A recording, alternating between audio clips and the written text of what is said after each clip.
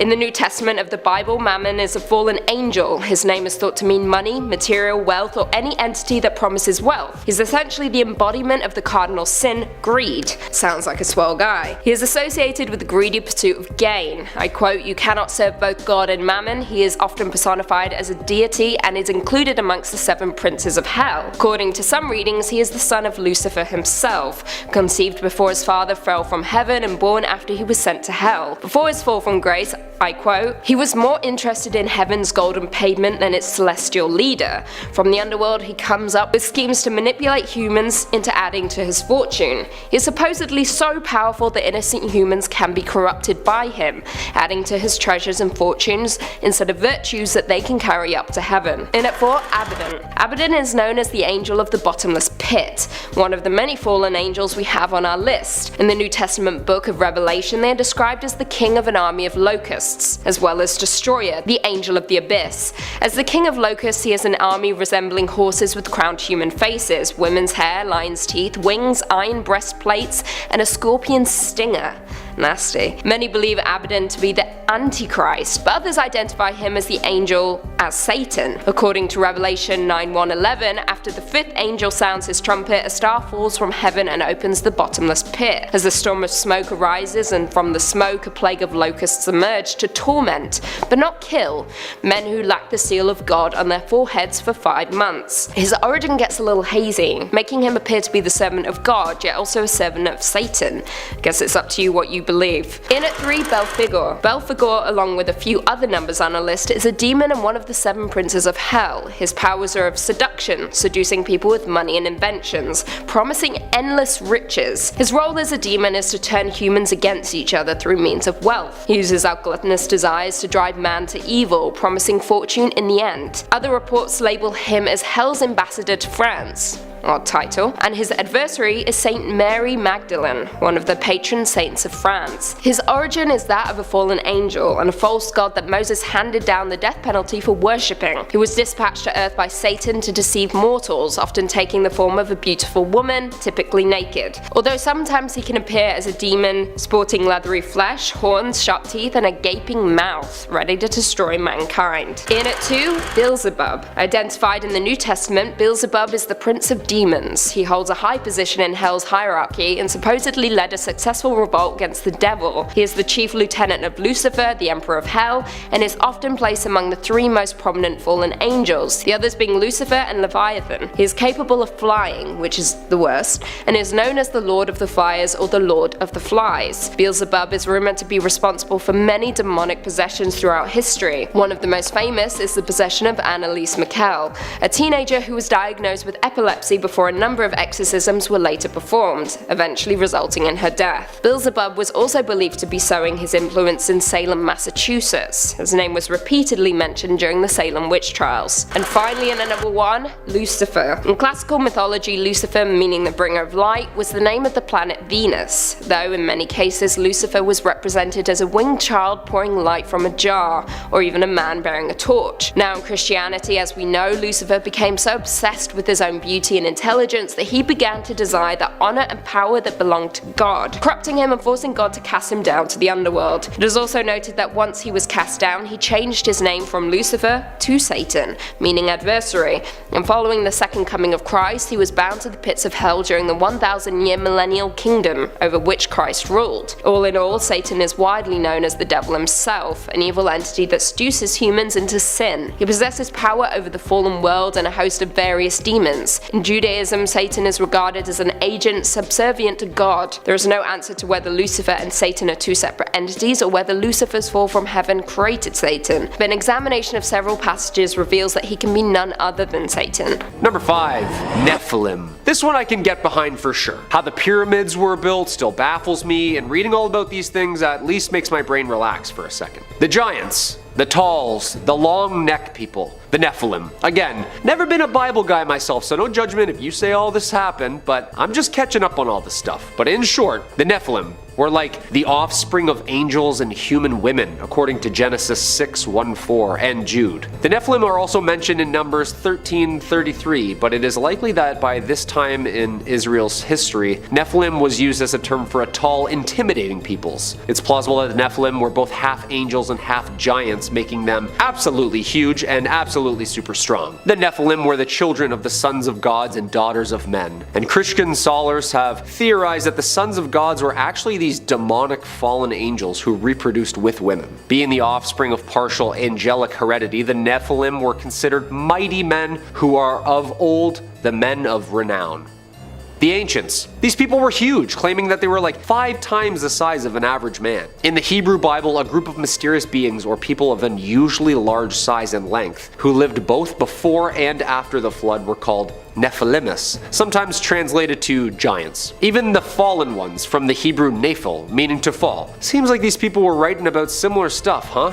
Spooky. Number 4, 200 million horsemen. This next one is not really a creature as much as it's the end of a lot of all of us. All this Armageddon stuff they were saying, that's some pretty strange stuff that's on its way. Book of Revelation stuff, you know? Quote, I saw as God wanted to show me the horses and the men on them. The men had pieces of iron on their chests. These were red like fire and blue like the sky and yellow like sulfur. The heads of the horses looked like the heads of lions. Fire and smoke and sulfur came out of their mouths. 1/3 part of all man was killed by the fire and smoke and sulfur that came out of their mouths. Word for word. Horsemen or ancient biblical technology? This sounds horrifying. Also, 200 million? That's a lot of flying flaming horses just trucking around the skies and sands like giant tanks, firing fire out of their mouths and nose. As I looked, behold, a stormy wind came out of the north, and a great cloud with brightness around it, and fire flashing forth continually, and in the midst of the fire,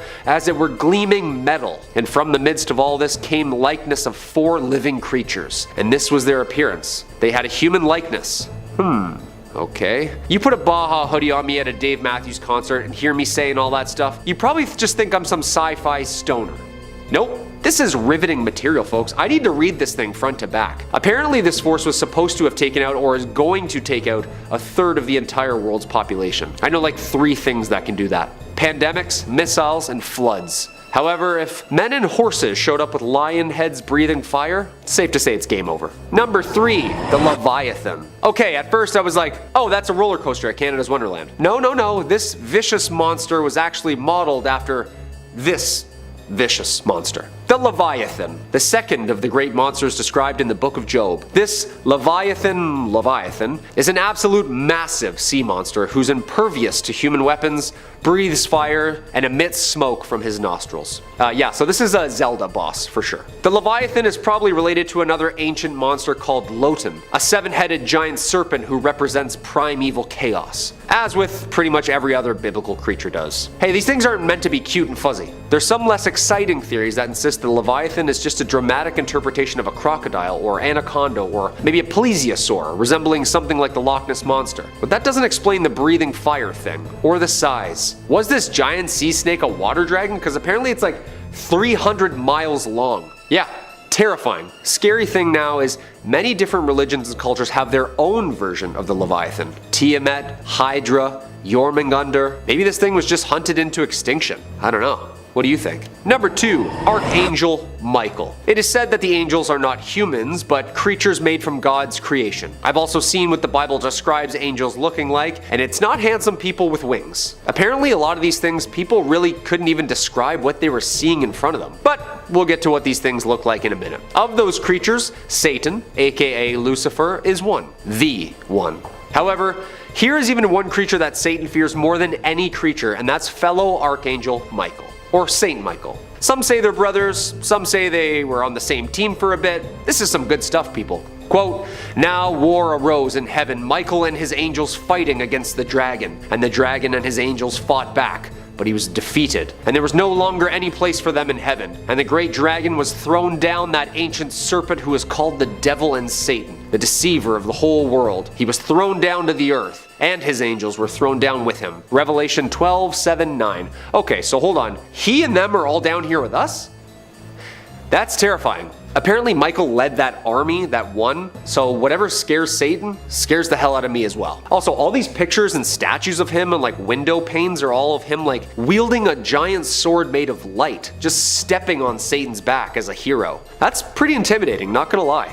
And coming in at the number 1 spot, Ophanim. Okay, so what angels actually looked like apparently was like giant geometrical feathers with eyes and a consciousness. Some had horns, some had hooves, lots of golden metal colors. This next thing doesn't even make sense to my brain. I feel like this is an anthill trying to understand an iPhone. Quote, "As I looked at the living creatures, I saw a wheel on the ground beside each creature with its 4 faces. This was the appearance and structure of the wheels. They sparked like topaz, and all 4 looked alike. Each appeared to be made like a wheel, intersecting a wheel. As they moved, they would go in any one of the 4 directions the creatures were faced. The wheels did not change direction as the creatures went. Their rims were high and awesome, and all 4 rims were full of eyes all around." Ezekiel 1:15-18.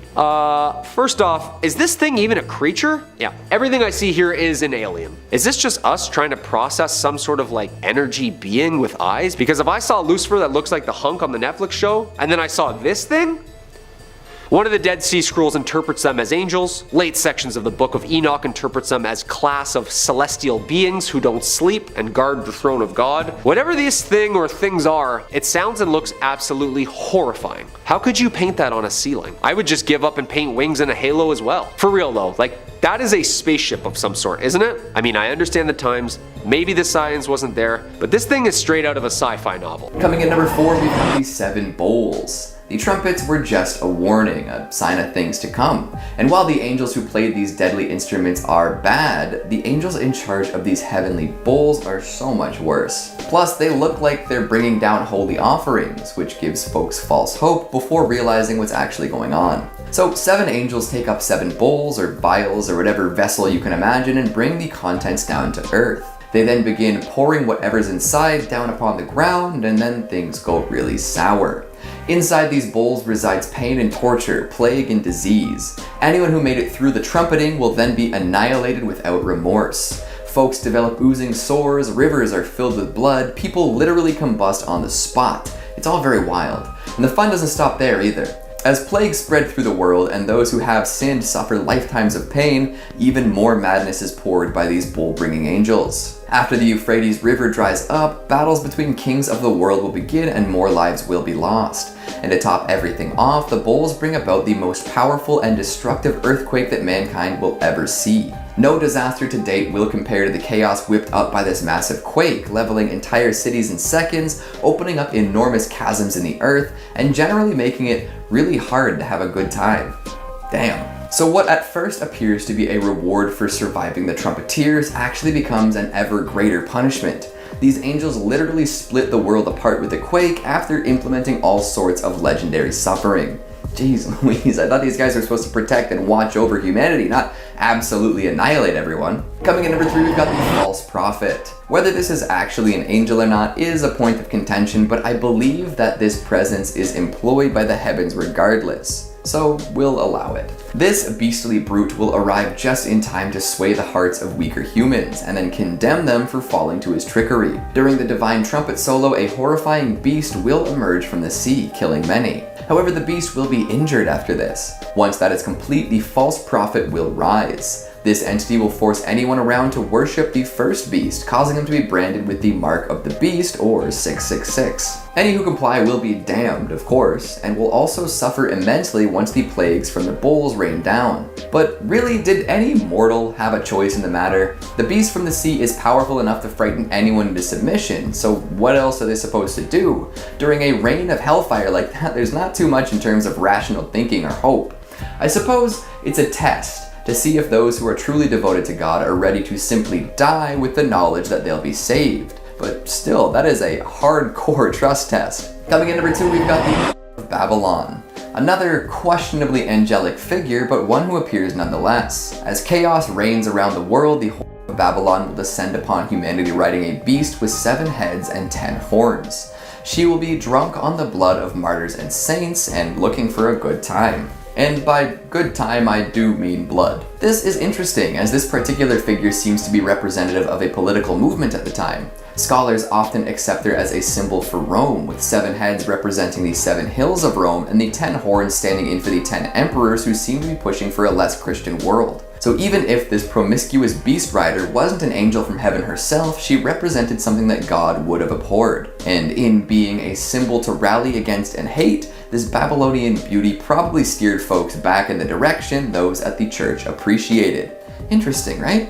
And finally, at number 1, we've got Abaddon, God's chosen angel of death, the supposed location of the lake of fire, and a legendary name overall.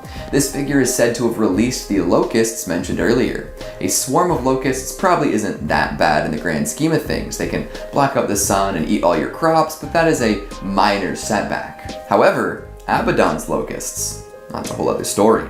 These hellish insects are ready to go to war. They're said to appear as war horses with human heads and thorny crowns. With long flowing hair and teeth as sharp and strong as a lion's, they're instructed to torture anyone without the sign of God on their forehead for 5 long months.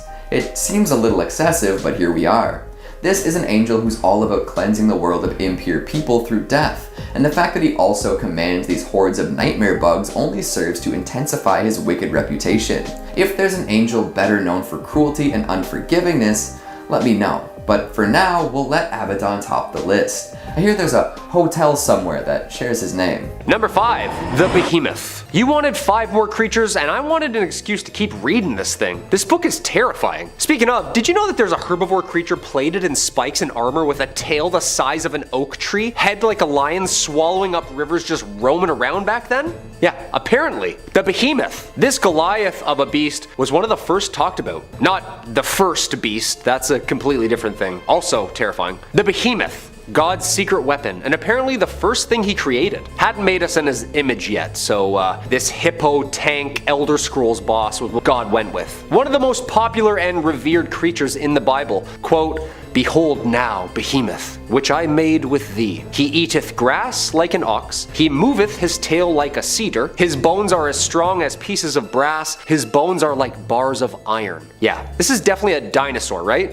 Right? Scholars seem to think that the Behemoth is an aggressive exaggeration of a large hippopotamus or rhinoceros. Opening up its mouth and swallowing a river could literally mean it's just an animal thirsty. In 2003, French scientists working in Pakistan claimed to have discovered an extinct species of rhinoceros called a Balak Ethereum, which was much larger, much scarier, and matched the physical description given in the Book of Job. Yeah, that's terrifying stuff. Number 4, Cherubim. These cute flying baby angels we see on soap ads and bottles are a lot scarier and much more sinister than the blonde cupids we're used to seeing. The cherubs, or cherubim, are God's throne bearers and appear over 90 times in the Bible. The Hebrew text says cherubim is a celestial winged being who represents God's spirit on earth and symbolizes the worship of God. In Ezekiel, cherubim are described as angelic creatures with 2 sets of wings and 4 faces: lion, ox, human, and eagle. Okay, this is getting scarier and scarier. The 4 faces of the cherubim apparently represent the 4 domains of God's rule. The lion represents wild animals, man represents humanity,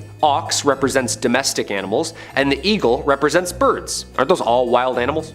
I don't know. The cherubim appear in several texts of the Bible, including Genesis, Ezekiel, Kings, and Revelation. Yeah, so lots of people were seeing these things, and they all kind of sound somewhat the same. They all oddly say 4 faces. Like every which way they turned, they could see a face. Some say, quote, "They move quickly, using a wheel within a wheel, and their wings cover their body." Question, what's with all the wheels? People just like looking up into the sky all day must have had like severe floaters in their eyes, because a wheel and a cute baby angel thing look completely different, no? A conjoined wingspan of the 4 cherubim are described as forming a divine chariot, the so-called mercy seat of the Ark of the Covenant. 2 cherubim make the ark and form a space through which Yahweh would appear in Ezekiel's visions. The status of the cherubim are a sort of vehicle for Yahweh in the book of Samuel. So in a sense, they're kind of God's messengers, you know, bringing things up and down from him and to him, including him. Gotcha. A vehicle. Yeah, a vehicle. These images are terrifying. Yeah, and that's a mothership right there. That's a mothership. Okay? Number 3, unicorns. Hold up. This is scarier than the devil, right? Unicorns? Really? Oh yeah. No, not the glittery ones with Farrah Fawcett hair like Hercules rides. More like a firstborn bull. giant with a huge spear on its head. He has majesty, and his horns are the horns of a wild ox, and with them he shall gore the peoples, all of them, to the ends of the earth. Okay, yeah, that's really aggressive. I guess unicorns were a little bit scarier in the Bible, huh? A couple times these things are brought up too. It seems like a lot of people were seeing these. Yeah, I'd say a hunk in a suit on a television series is much less scary than a monster horse goring you to death. A ram is mentioned 9 times in the Hebrew Bible. It's been translated to unicorn in the King James Version, and some translations as oryx, which was seen as a wild ox or rhinoceros. Quote, "And the unicorn shall come down with them, and the bullocks with the bulls, and their land shall be soaked with blood, and their dust made fat with fatness." Yeah, harsh. I mean, rhinos and other single-horned animals do this. The Bible describes unicorns skipping like calves, traveling like bulls, and bleeding when they die, so they were real and very mortal, mostly believed to be an exaggeration though. Even Julius Caesar speaks of them. Quote, "A little below the elephant in size and appearance, color and shape of a bull, their strength and speed are extraordinary. They spare neither man nor wild beast." Were the ancients seeing like giant extinct rhinos, or were these flying evil narwhals just goring everyone to the end of the earth? Who knows? Sure sounds like it. Number 2, locusts. Dude, I'm already afraid of the 12-inch flying praying mantises that do exist today. I can't imagine what these things looked like. Imagine a dog-sized flying insect blocking out the sun because there's so many of them. Abaddon's locusts. These things were terrifying. The Bible has this to say about them. The 5th angel, apparently Abaddon, sounded his trumpet, and I saw a star that had fallen from the sky to the earth. The star was given the key to the shaft of the abyss. When he opened the abyss, smoke rose from it like the smoke from a gigantic furnace. The sun and sky were darkened by smoke from the abyss, and out of the smoke, locusts came down upon the earth and were given power like that of scorpions. These demon bugs are well detailed in the Bible. They're described as, quote, horse-like creatures preparing for battle, adorned with crowns of gold above their head. Their face is like a man, but woman's hair with lion's teeth. Their body was locust-like, covered with iron breastplates. They have scorpion-like stings on their tails and razor-sharp claws, and the sound of their army will be like 1,000,000 horses marching to the battlefield. Dude, that's a locust? Like a locust, the bug? No, I don't think so. They will be freed by their master Abaddon from the bottomless pit and will torment all of the remaining sinners on earth for 5 months. Abaddon is described as the king of the army of locusts. Yeah, guy's really into bugs. Yeah, that's like some Fear Factor stuff right there. Just like 1,000,000 bugs swarming you? No thanks. And coming in at number 1, the dragon. Okay, there's some speculation here that this thing is the devil himself. The devil and the dragon. But also this thing apparently lives with the devil. I don't know, people were saying mixed things, but important thing is, things weren't too literal back then, and they were really spiritual. People were just trying to explain what they were seeing and feeling the best way they could. But yes, there was dragons. Yeah, we have the skeleton bones. Okay? And before you're picturing something fun like Dudley the Dragon or the ones that talk in The Hobbit who sit atop gold, no. Picture when it sneezes, it flashes light. Its eyes are like the red of dawn. Lightning leaps from its mouth. Flames of fire flash out. Smoke streams from its nostrils like steam from a pot heated over burning rushes. Its breath would kindle coals, for flames shoot from its mouth. Yeah, this thing, terrifying. Tremendous strength of Leviathan's neck strikes terror wherever it goes. Its flesh is hard and firm and cannot be penetrated. Job 41:18-23. This great dragon, the ancient serpent called the devil or Satan, the one deceiving the whole world, was thrown down to the earth with all the angels. And I saw 3 evil spirits that looked like frogs leap from its mouth of the dragon, the beast and the false prophet. They are demonic spirits who work miracles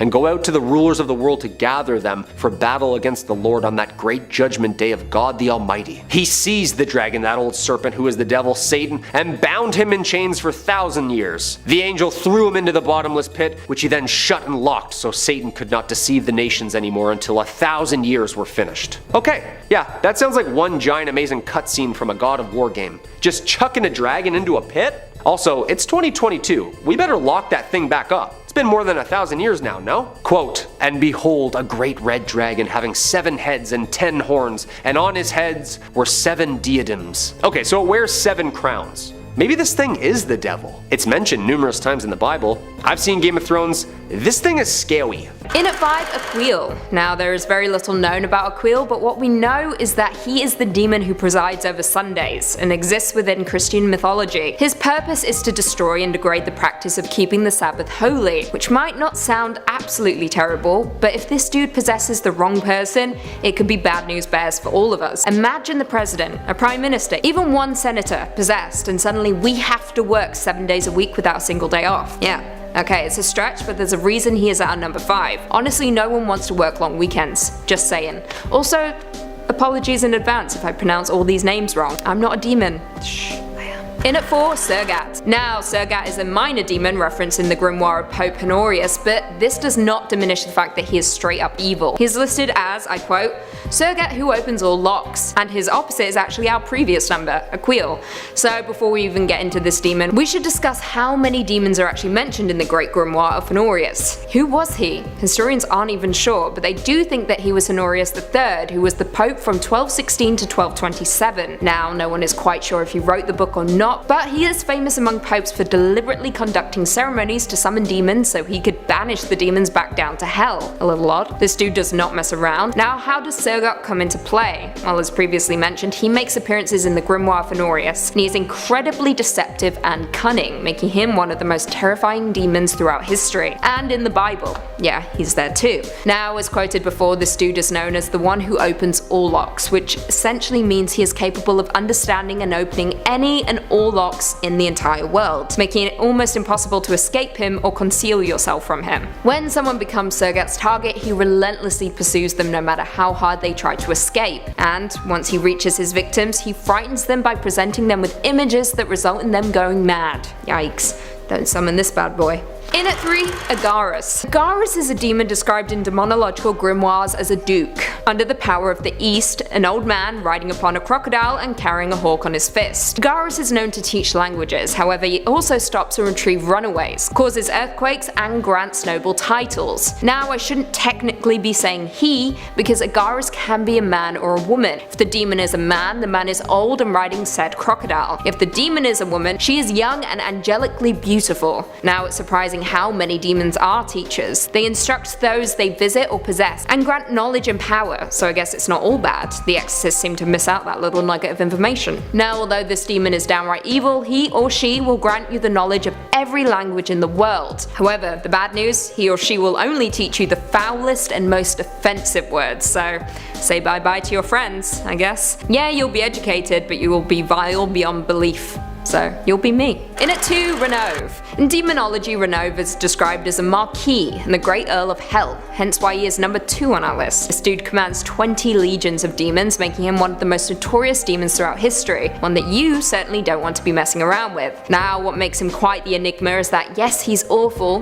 the worst, but he's also somewhat of a scholar. He teaches art, rhetoric languages, and gives loyal servants the favor of friends and foes. Now, you may be familiar with this demon, as he is the one who wrote How to Win Friends and Influence People, which is horrible enough, but what makes this demon truly terrible is that he is the taker of old souls. Basically, this means anyone who is older looking, or looks a little under the weather, Renove will claim them. Also, pets are not immune to this. He will kill them too. Your best option is just to steer clear of all your elderly relatives, and consider getting a new, younger looking pet. Just saying, they gotta go.